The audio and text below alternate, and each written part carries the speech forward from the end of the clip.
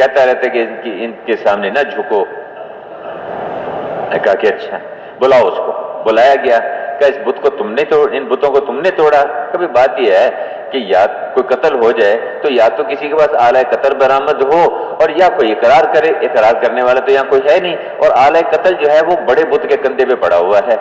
لگتا یہ ہے کہ کسی وجہ سے اس کو غصہ آ گیا ہوگا, اس نے غصے میں آ کے سارے بتوں کو توڑ دیا. تو سارے سوچ میں پڑے گئے, کہنے لگے کہ ابراہیم تو جانتا ہے یہ تو بیچارہ کیا. تو اس پہ ابراہیم علیہ السلام نے کہا کہ تف ہے تمہارے اوپر اور تمہارے خداؤں پر جن کی تم عبادت کرتے ہو, جن کی تم پوجا کرتے ہو. سونے کا بت بنا کے سامنے رکھ دینا. اللہ کا شکر ہے آج بھی ایمان اتنا ہے, اس کو دیکھ کے اب یار کہ اس کو پھینکو یہاں سے, اس بت سے تھوڑی ہوگا. اور اسی سونے کے بت کے ٹکڑے کر کے لا کے رکھ دو. ہاں اب اس سے کام بنیں گے, اس سے کام بنیں گے. اللہ اکبر. وہ جو کاغذ کا ٹکڑا جو اپنے وجود میں آنے میں انسان کی محنت کا محتاج, مشین بنی, پھر اس پہ وہ کاغذ بنا, پھر اس پہ وہ چھپا, جب چھپ کے سامنے آ گیا اس کاغذ کے بغیر میرا کام کیسے چلے گا, اس کے بغیر میرا مسئلہ کیسے حل ہوگا. تو بتوں سے اللہ کے ارادے کے بغیر نہیں ہوتا, بتوں سے نہیں ہوتا, بتوں سے نہیں ہوتا. اللہ کرتے اور اعمال پہ کرتے ہیں. سمجھاتے رہے کرتے کرتے جب یہاں تک نوبت پہنچی, فیصلہ کر لیا کہ ان کو آگ میں ڈالنا. ابراہیم علیہ السلام کو آگ میں زبردست آگ جلائی گئی اور منجنیق پہ لا کے بٹھا دیا گیا.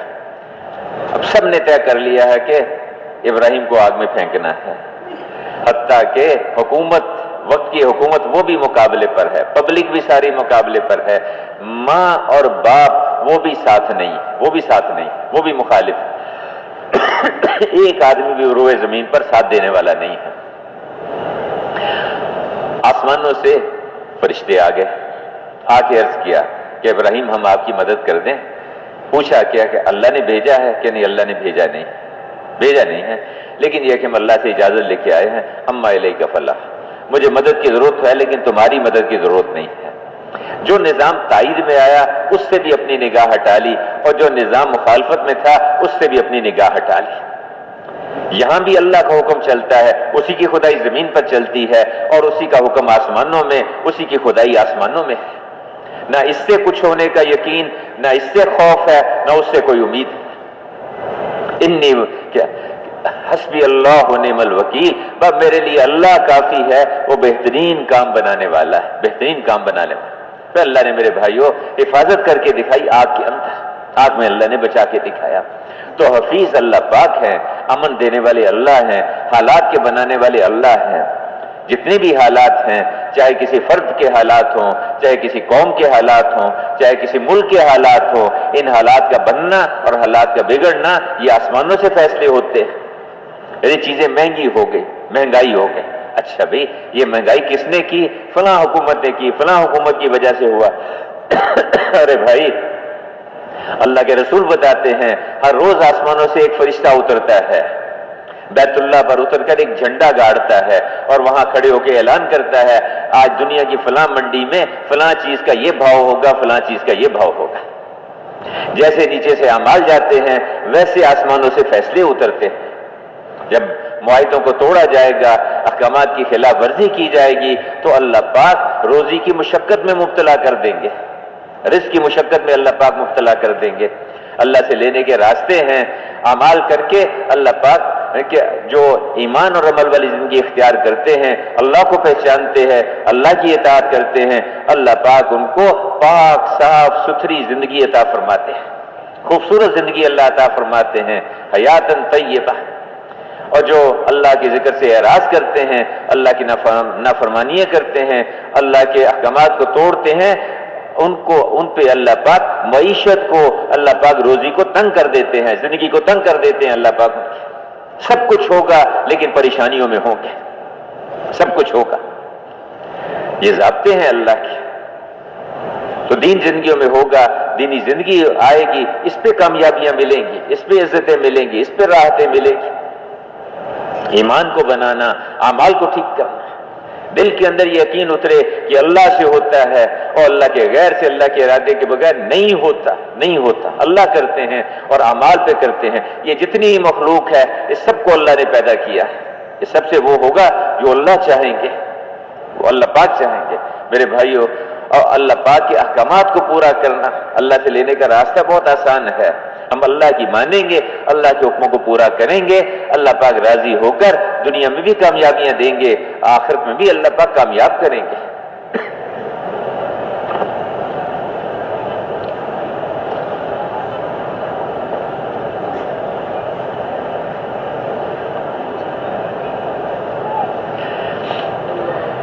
میرے محترم بزرگوں، اللہ کو راضی کرنا، اللہ پاک کی مان کے چلنا اور اللہ کے رسول کے طریقوں پر چلنا۔ حضور صلی اللہ علیہ وسلم کو اللہ پاک نے سارے عالم کے انسانوں کے لیے اور قیامت تک کے آنے والے انسانوں کے لیے نمونہ اور معیار بنا کر بھیجا ہے۔ حضور صلی اللہ علیہ وسلم کو اللہ نے وہ زندگی دی ہے جو سراسر ہدایت ہے اور سراسر کامیابی کا راستہ ہے۔ آپ کو وہ سنتیں دے کر بھیجا ہے جس میں اللہ نے کامیابیاں رکھی، عزتیں رکھی ہیں۔ آپ صلی اللہ علیہ وسلم کا کھانے کا طریقہ، آپ کا لباس کا طریقہ، آپ کا کاروبار کا لین کا دین کا طریقہ، آپ کا شادی کا غمی کا طریقہ، آپ کو اللہ نے ہر اعتبار سے کامل اور ہر اعتبار سے اللہ پاک نے مقتدا اور ہر اعتبار سے اللہ پاک نے امام بنا کر بھیجا ساری دنیا کے انسانوں کے لیے۔ اتبعوا ھذا النبی الامی، ان نبی امی کے پیچھے چلو، ان کی اتباع کرو۔ جو اللہ کے رسول کے پیچھے چلیں گے اللہ پاک ان کو کامیابیاں دیں گے۔ حضرات صحابہ کرام نے اس کو سامنے رکھا، ہمیں اللہ کی ماننی ہے، اللہ کے رسول کی ماننی ہے، اللہ پر اعتماد کرنا، اللہ کے رسول کی بات پر یقین کرنا۔ آپ نے ایک گھوڑے کا سودا کیا ایک آدمی کے ساتھ، معاملہ طے ہو گیا کہ بھئی اتنے میں یہ گھوڑا جو ہے ٹھیک ہے، آپ نے خرید لیا اس سے کہا کہ بھئی تم میرے ساتھ چلو، میں تمہیں گھر سے رقم دے دیتا ہوں۔ چلے تو جب وہ آپ جا رہے تھے تو وہ پیچھے پیچھے آ رہا تھا، پیچھے بعض اور لوگوں نے قیمت پوچھی اور تھوڑی سی قیمت زیادہ لگا دی اس کو کہ بھئی اس کی قیمت اتنے میں دے دو، اتنے میں دے دو۔ اس نے پیچھے سے آواز دی حضور کو کہ جی آپ گھوڑا خریدنا تو آپ خرید لیں ورنہ میں اس کو بیچنے لگا ہوں۔ آپ نے کہا بھائی سودا تو ہمارا ہو چکا، بات ہو چکی ہے، معاملہ ہمارا طے ہو گیا ہوا ہے۔ جب آدمی ایک دفعہ سودا کر لے تو اس کے بعد پیچھے ہٹنا ٹھیک نہیں ہے۔ تو معاملہ طے ہو گیا ہوا ہمارا، میں تو تمہیں قیمت رقم دینے کے لیے ساتھ لے کے جا رہا ہوں، نہیں کوئی سودا طے نہیں ہوا۔ اس نے انکار کر دیا۔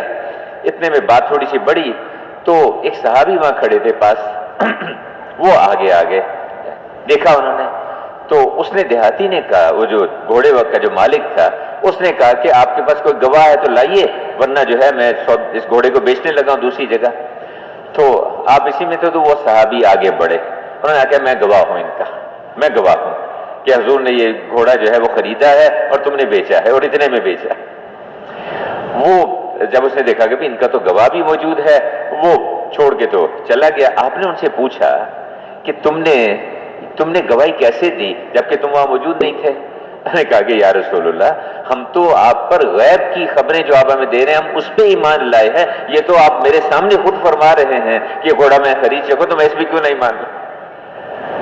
تو اس پہ آپ نے فرمایا کہ آئندہ کے لیے ان کی گواہی جو ہے وہ 2 آدمیوں کے برابر ہوگی۔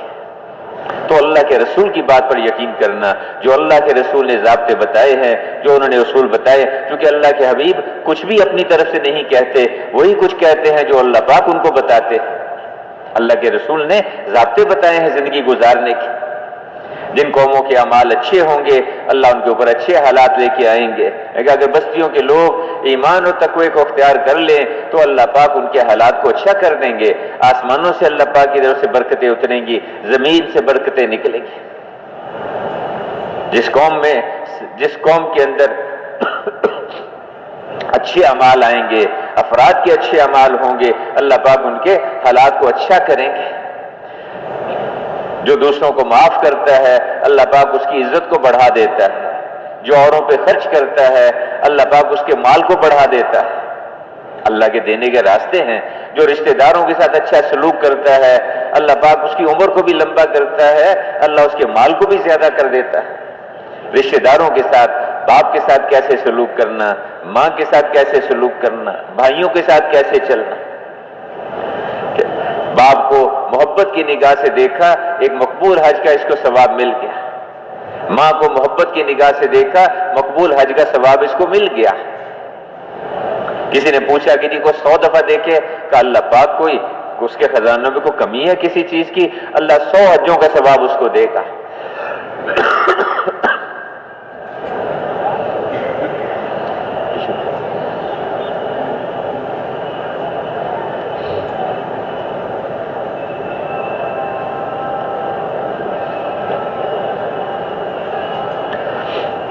تو اللہ کے رسول ایک زندگی لے کے آئے ہیں آسمانوں سے۔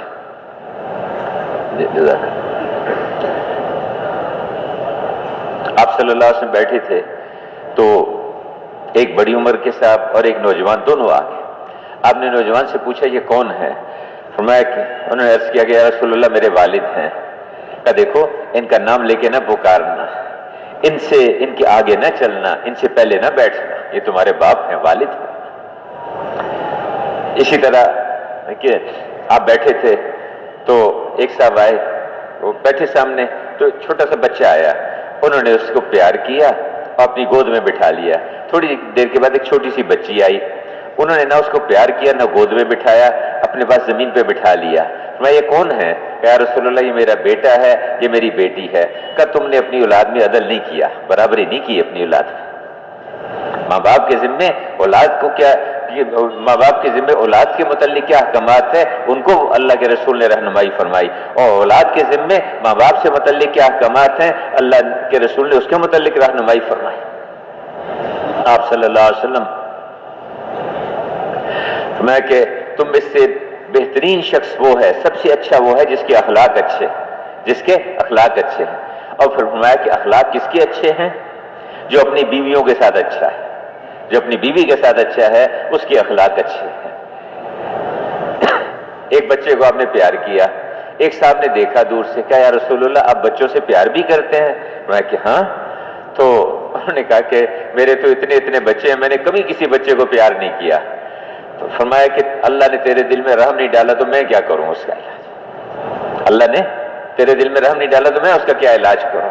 تو اولاد کے ساتھ، بچوں کے ساتھ کیسے چلنا؟ میرے بھائیو، اللہ نے ایک زندگی بتائی ہے، اللہ کے رسول نے اس کا طریقہ بتایا ہے۔ پڑوسیوں کے ساتھ کیسے سلوک کرنا، رشتہ داروں کے ساتھ کیسے سلوک کرنا ہے۔ آپ صلی اللہ سے بیٹھے تھے تو آپ نے ارشاد فرمایا جس کا مفہوم ہے، مجلس اور بھی لوگ بیٹھے تھے، فرمایا کہ جو آدمی رشتہ داریوں کو توڑنے والا ہو وہ اٹھے اور اٹھ کے چلا جائے۔ ایک آدمی اٹھا اور اٹھ کے چلا گیا، تھوڑی دیر کے بعد واپس آ کے پھر بیٹھ گیا۔ آپ نے ان سے پوچھا کہ میں نے یہ بات کہی، آپ اٹھ کے گئے پھر واپس آ کے بیٹھ گئے، کیا بات تھی؟ یا رسول اللہ میری خالہ ہیں، ان سے میں نے ناراضگی تھی، میری قطع تعلق کر رکھا تھا، آپ کی یہ بات سن کے گیا، جا کے ان کو آپ کا ارشاد سنایا اور ان سے معافی مانگی اور صلح کر کے آگے بیٹھا۔ کہا بہت اچھا کیا تم نے، بہت اچھا کیا۔ جس قوم میں کوئی رشتہ داریوں کو توڑنے والا بیٹھا ہو وہ پوری قوم اللہ کی رحمت سے محروم ہو جاتی ہے، پوری قوم محروم ہو جاتی ہے۔ رشتہ داروں کے ساتھ کیسے سلوک کرنا، والدہ کی طرف سے رشتہ دار، باپ کی طرف سے، دیکھیں جو آدمی ماں باپ کا انتقال ہو گیا ہے، باپ کا انتقال ہو گیا، اس کے لیے بھی اللہ نے راستہ کھول دیا۔ ایک تو اپنے باپ ماں کے لیے دعا کرتا رہے، اس پہ بھی اللہ اس کی مغفرت فرما دیں گے۔ ماں باپ کا حق ادا نہیں کر سکا ان کی زندگی میں، بعد میں ان کے جو قریبی رشتہ دار ہیں، باپ کے بھائی ہیں، ان کی بہنیں ہیں، پھوپھیاں ہیں، چچا ہے، تایا ہیں، اسی طرح ماں کے اس کے ماموں ہیں، خالہ ہے، ان کے ساتھ، یا ان کی کوئی والد کے کوئی ان کے کوئی دوست وغیرہ قریبی ہیں، ان کے ساتھ اچھا سلوک کرتا رہے، انشاءاللہ یہ اسی میں شمار ہو جائے گا، اللہ اس کی بھی مغفرت فرما دے گا، وہ آپ کا فرما بردار شمار ہو جائے گا۔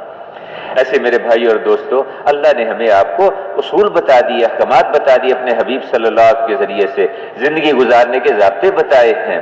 آپ صلی اللہ علیہ وسلم نے ہر اعتبار سے رہنمائی فرمائی، گھر میں زندگی کیسے گزارنی ہے، کپڑا پہننے کا کیا اصول ہے، کپڑا اتارنے کے کیا ضابطے ہیں، جوتا پہننے کا کیا طریقہ ہے، جوتا اتارنے کا کیا طریقہ ہے۔ آپ صلی اللہ علیہ وسلم سفر میں تھے، موزہ پہننے لگے تو ایک موزہ پہننا، اتنے میں اوپر سے ایک کوا آیا اور دوسرا موزہ اٹھا کے لے گیا، اوپر لے کے گیا تو وہ اوپر سے نیچے گرا، اس میں سے ایک سانپ نکلا اور دوڑا، سانپ نکل کے دوڑا، اور وہ اس کے بعد آپ نے فرمایا کہ بھی جو بھی موزہ پہنے یا اسی میں یہ بند جوتا جو ہے اس کو پہنے تو اچھا یہ ہے کہ اس کو پہلے جھاڑ لے. ہو سکتا ہے کوئی کیڑا مکوڑا کو سانپ بچھو اس کے اندر گھسا ہوا ہو. اللہ کے رسول نے زندگی میں عرض کرو کہ پوری زندگی اللہ کے حبیب نے ہمیں بتائی. کھانے کا طریقہ کیا ہے, پہننے کا طریقہ کیا ہے, شادی غمی کا طریقہ کیا ہے, کاروبار کا طریقہ کیا ہے. آسمانوں سے وہ زندگی لے کر آئے. میرے بھائیوں, جو زندگی کو سیکھیں گے اور زندگی کے مطابق اپنے آپ کو لے کر چلیں گے, اللہ پاک ان کے حالات کو ٹھیک کریں گے. وہ تاجر جو انبیاء علیہ السلام والے طریقے کو سیکھ کے, حضور صلی اللہ علیہ وسلم والے طریقے کو سیکھ کے تجارت کرے گا, صحیح یقین کے ساتھ کرے گا کہ اس تجارت سے میں نہیں پلتا, پالنے والے اللہ ہیں, پالنے والے اللہ. وَفِي السَّمَاءِ رِزْقُكُمْ, تمہاری روزی آسمانوں میں ہے, ہم نے وعدہ کر رکھا ہے تمہیں ملے گی. یہ کہاں ان کے اندر تم تلاش کرتے پھر رہے ہو, یہاں نہیں ہے, روزی آسمانوں سے آتی. ہاں, یہاں اللہ نے تمہیں احکامات دیے ہیں, ان حکموں کو پورا کرو اور جس نبی نے جو طریقہ بتایا اس کے مطابق چلو. تو اللہ پاک وہ تاجر جو دوسروں کو اس نیت سے روزی باہر سے لے کے آتا ہے سامان تاکہ لوگوں کو آسانی سے سہولت سے ملے گاؤں میں بستی میں, اللہ پاک اس کو غیب سے روزی دیتے ہیں. اور ایسے تاجر کا حشر جو ایمان کو سیکھ کے, اعمال کو سیکھ کے, علماء کرام سے پوچھ کے تجارت کرے گا, اللہ پاک اس کا حشر انبیاء اور صدیقین کے ساتھ کرے گا.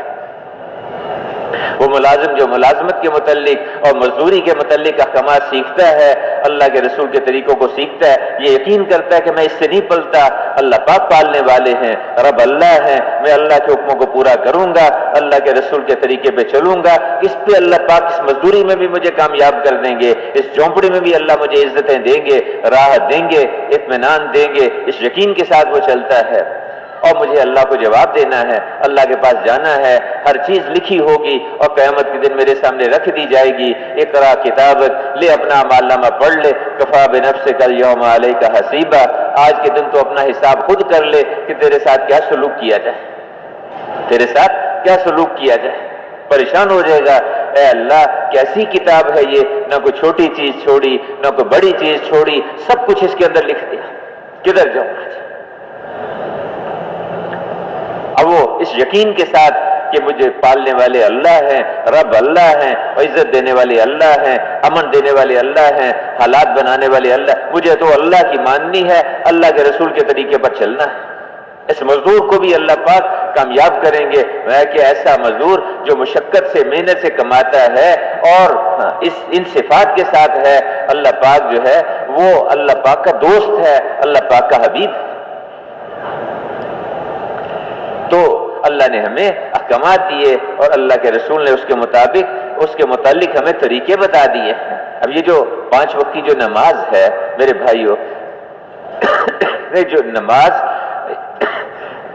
کفر اور اسلام میں فرق ڈالنے والی ہے. جو نماز کا اہتمام کرتا ہے اللہ پاک اس کی روزی میں برکت دیتے ہیں. جو نماز کا اہتمام کرتا ہے اللہ اس کو اپنی ذمہ داری پر جنت میں داخل کریں گے. نمازی شہنشاہ کا دروازہ کھٹکھٹاتا ہے, اور جو دروازہ کھٹکھٹاتا رہتا ہے یقینی بات ہے کہ وہ دروازہ ضرور کھلتا ہے. صحابہ کے ہاں کوئی مسئلہ پیش آ جاتا تھا, فوراً مسجد کی طرف کو, فوراً نماز کی طرف کو چلتے تھے. ابو ہریرہ رضی اللہ عنہ بیمار تھے, پیٹ میں درد تھا. آپ نے پوچھا ابو ہریرہ کیا بات ہے؟ کیا رسول اللہ پیٹ میں درد ہے؟ کہ اٹھ نماز پڑھ, نماز میں شفا ہے, نماز میں شفا ہے. بھوک آ گئی, آپ صلی اللہ علیہ وسلم بھوکا, گھر میں آگے پوچھا کچھ کھانے کو ہے؟ کچھ نہیں. مسجد میں گئے, جا کے نماز پڑھی, اللہ سے دعا مانگی. پوچھا آ کے کچھ ہے کھانے کو؟ کچھ نہیں. پھر گئے, پھر نماز پڑھی, 2 دفعہ 3 دفعہ 4 دفعہ نماز پڑھی, اللہ سے دعا مانگی, اللہ پاک نے اس کا انتظام کر دیا. بدر کے موقع پر اب ایسے حالات بن گئے, سارا باطل 1000 آدمی ہتھیاروں سمیت سب کچھ لے کے آ کے کھڑے ہو گئے, اور ادھر 313 خالی ہاتھ, چند ہتھیار چند سواریاں مقابلے پہ.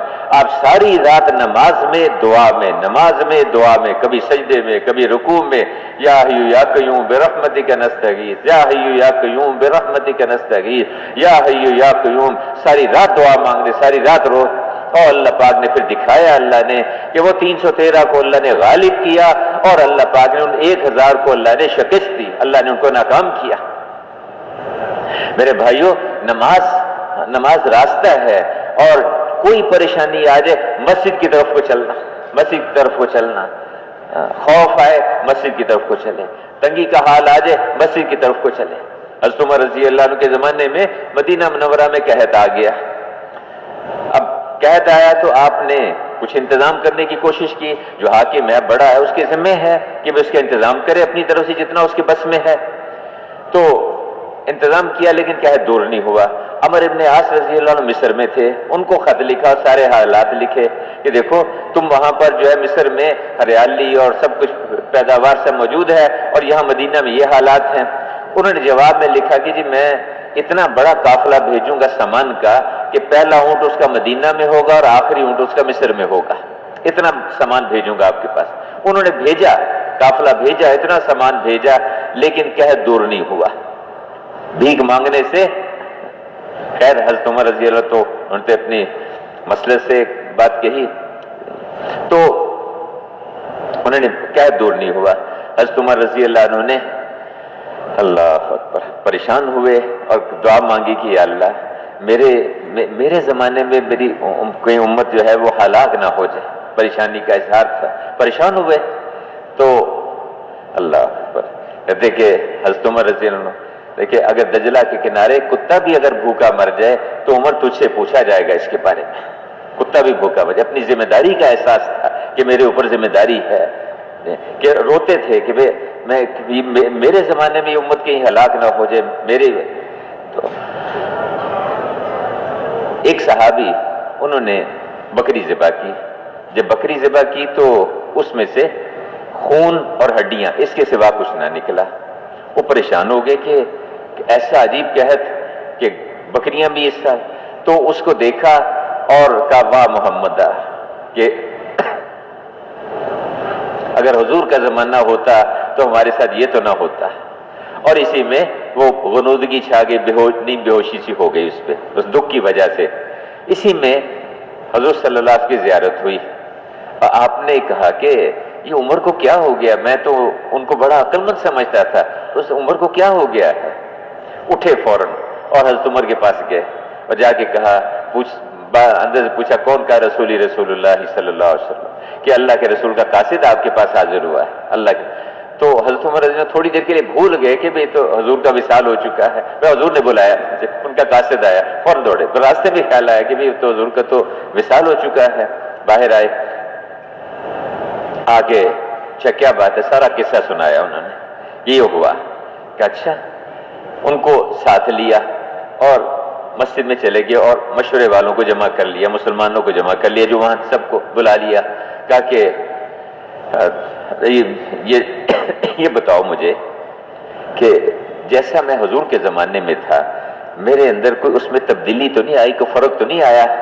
یہ معیار تھا ان حضرات کے نزدیک کہ حضور صلی اللہ علیہ وسلم جس سطح پہ ہمیں چھوڑ کے گئے تھے ہم اسی پہ باقی ہیں کہ نہیں، اس پہ ہم باقی ہیں کہ نہیں؟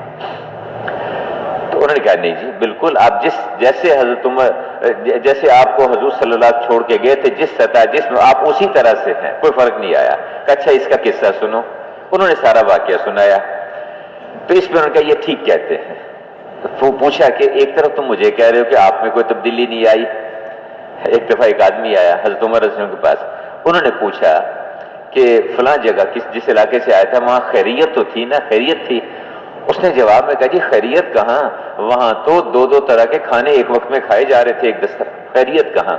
یعنی ان حضرات کے نزدیک خیریت کا مطلب یہ تھا کہ جس سطح پہ اللہ کے رسول چھوڑ کے گئے ہیں اس میں کوئی فرق تو نہیں پڑا، کوئی تبدیلی تو نہیں آئی۔ تو یہاں حضرت عمر رضی اللہ عنہ کے بارے میں جب انہوں نے یہ کہا کہ آپ میں کوئی تبدیلی نہیں، کہا اس کی بات سنو، کی بات سنی تو کہا یہ ٹھیک کہتے ہیں، ایک طرف یہ کہہ رہے یہ بھی ٹھیک کہتے، دوسرا مجھے کہتے کوئی فرق نہیں پڑا۔ انہوں نے کہا جی آپ تو اللہ کے رسول کے خلیفہ ہیں، آپ کہاں ان اسباب کے چکروں میں پڑ گئے زیادہ، آپ تو عمل کر کے اللہ سے مانگتے، آپ تو دعا والے ہیں، اعمال والے ہیں، اعمال پہ ڈالتے سب کو۔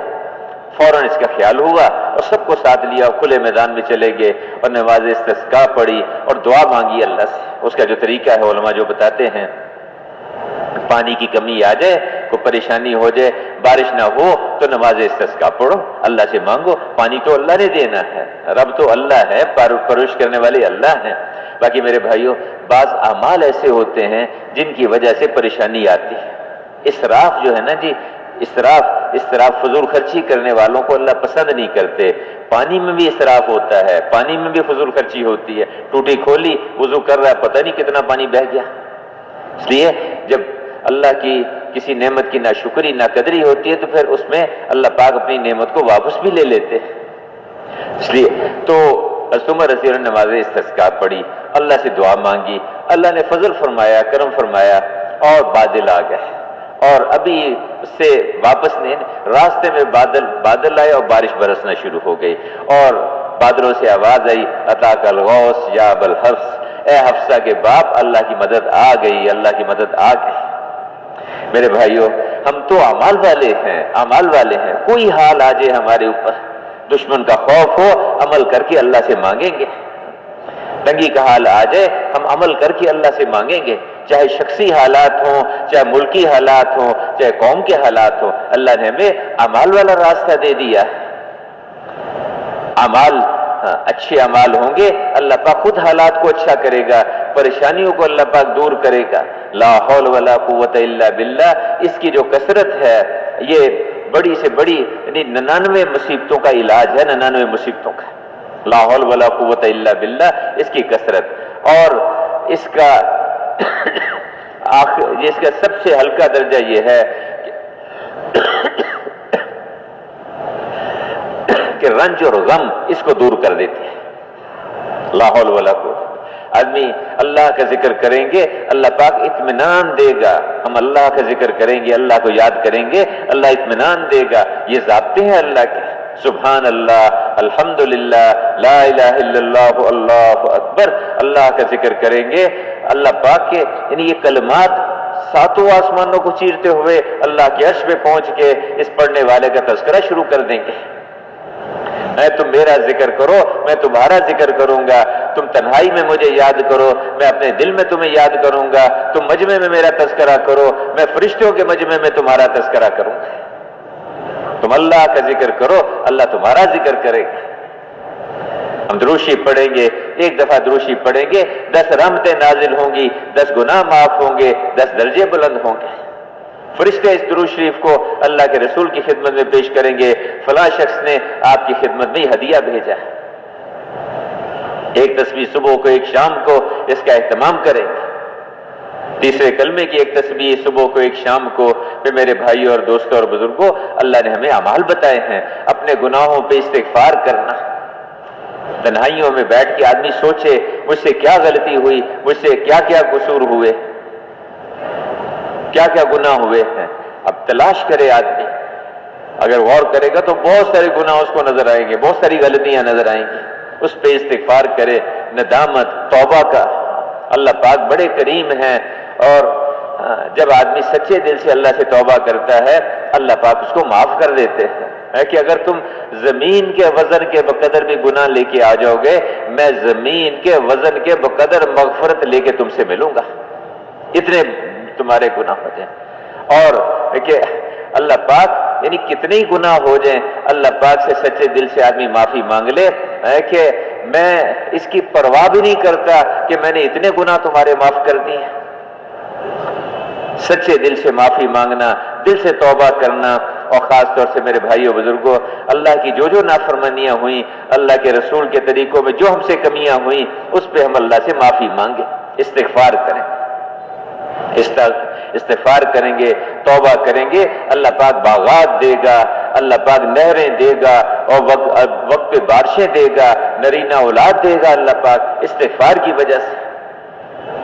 توبہ اور استغفار اللہ پاک کے ہاں بڑی محبوب ہے۔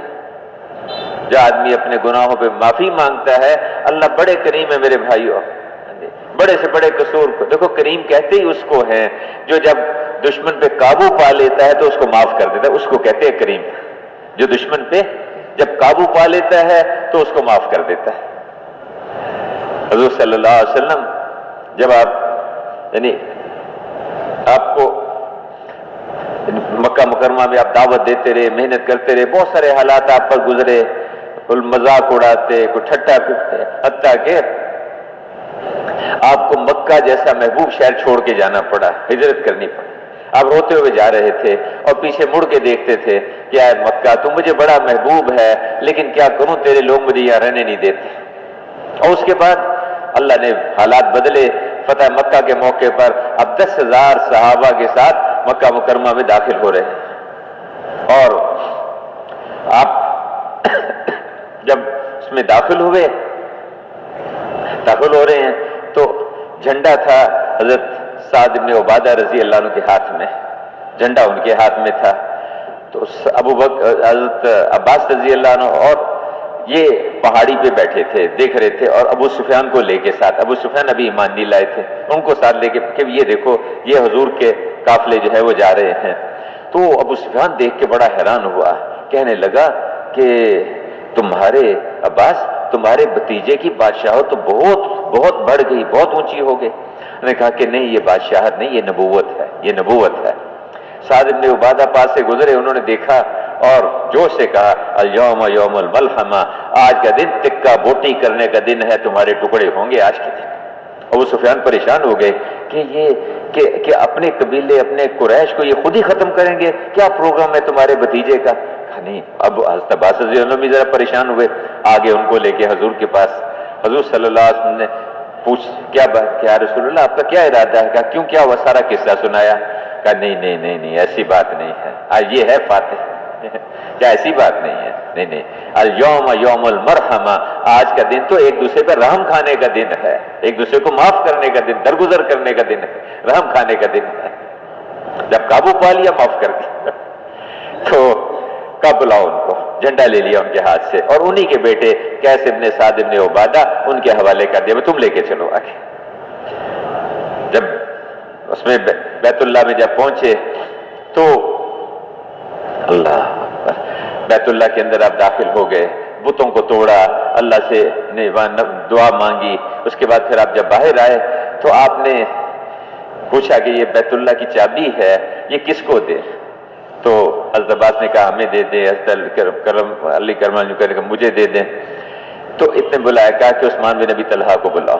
بلایا ان کو، کہا کہ تمہیں یاد ہے جب میں مکہ میں تھا، میں نے تم سے ایک دفعہ کہا تھا کہ مجھے بیت اللہ کی چابی دو، میں اندر جا کے اللہ کی عبادت کرنا چاہتا ہوں، تو تم نے مجھے ڈانٹ دیا، تو میرے سے ناراض ہوئے تھے کہ تمہیں دوں گا چابی۔ تو آؤ ادھر آؤ، یہ لو، یہ چابی لے لو، اور یہ اب قیامت تک تیرے خاندان میں رہے گی، یہ درگزر کرنا، معاف کر دینا۔ ہم 95 میں ہمارا حج کا سفر ہوا، تو وہاں منی میں ہم گشت کر رہے تھے، خیموں میں، مختلف عربوں کے خیمے میں چلے گئے، تو ایک عرب نوجوان سے ملاقات ہوئی، اس نے ہمیں یہ سارا واقعہ سنایا، کتابوں میں بھی ہے۔ اس کے بعد کہا کہ میں عثمان بن ابی طلحہ کے خاندان سے ہوں، اور اب وہ چابی ہمارے پاس ہے، کبھی قیامت تک تیرے پاس رہے گی۔ پھر آپ نے پوچھا حضرت عباس رضی اللہ عنہ سے، کہا کہ عباس وہ آپ کے بھائی کے بیٹے کہاں ہیں؟ آپ کے بھائی کے بیٹے کہاں ہیں؟ حضرت عباس نے پوچھا، ابو لہب کے بیٹوں کی طرف اشارہ کیا، تو کہا جی ان کو بلا کے تلاش کرتے ہیں۔ تلاش کیا تو وہ عرفات سے مل گئے، 2 بیٹے، ابو لہب کے 3 بیٹے تھے، اور 2 کے ساتھ حضور کی بیٹیوں کا نکاح ہوا تھا۔ جب آپ نے دعوت دینی شروع کی تو ابو لہب نے غصے میں آ گیا، اور برا بلا بھی کہا، پتھر بھی مارے، اور بیٹوں سے کہا کہ اس کی دونوں بیٹیوں کو طلاق دے دو۔ دونوں نے طلاق دے دی، ایک نے طلاق بھی دی اور برا بھلا بھی کہا، اور دوسرے نے طلاق دی لیکن چپ رہا، خاموش رہا۔ وہ جس نے برا بھلا کہا تھا اور طلاق دی تھی، اس کو تو ایک واقعے میں ایک شیر نے اس کے ٹکڑے کر دی، چیر پھاڑ دیا۔ باقی یہ دوسرا بیٹا زندہ تھا اس فتح مکہ کے موقع پر، اور ایک اور بیٹا تھا۔ آپ نے کہا وہ بیٹے کہاں ہیں دونوں اس کے؟ کہ ان کو خیر بلا کے لائے، حضور کی خدمت میں پیش کیا۔ آپ نے ان کو دعوت دی، دونوں کو دعوت دی، اور اللہ کی شان نے دونوں ایمان لے آئے۔ جب دونوں ایمان لے آئے تو آپ نے فرمایا کہ میں نے اپنے رب سے تم دونوں کو بہت مانگا تھا، اس نے میرے اوپر احسان کیا، تم دونوں ہی مجھے دے دیے اس نے۔ یہ کون ہے؟ ابو لہب کے بیٹے ہیں، جو سب سے بڑا دشمن ہے۔ یہ کون ہے؟ بیٹی کو طلاق دینے والے ہیں۔ اور ان کے لیے دعا مانگ رہے ہیں کہ جب کریم قابو پا لیتا ہے تو معاف کر دیتا ہے۔ کیا جانتے ہو میں تمہارے ساتھ کیا سلوک کرنے والا ہوں؟ سب پتہ ہے کہ ہم نے کیا کیا حضور کے ساتھ، آپ کے ساتھیوں کے ساتھ کیا ہے، سب معلوم ہے، سب گردنیں جھکی ہوئی ہیں کہ ایک اشارہ کرنے کی دیر ہے سب کی گردنیں پیروں میں آگے گریں گی۔ کہا کہ جی آپ تو کریم کی اولاد ہیں، کرم ہی فرمائیں گے۔ کہا میں تمہیں وہ کہتا ہوں جو کریم ابن کریم ابن کریم ابن کریم یوسف ابن یعقوب ابن اسحاق ابن ابراہیم نے اپنے بھائیوں سے کہا تھا، میں بھی تم سے وہی کہتا ہوں، لا تثریب علیکم اليوم، جاؤ تم سے کسی بات کی پوچھ نہیں، تم سارے آزاد ہو، سب معاف کر دی، ایک جنبش میں سب معاف کر دی۔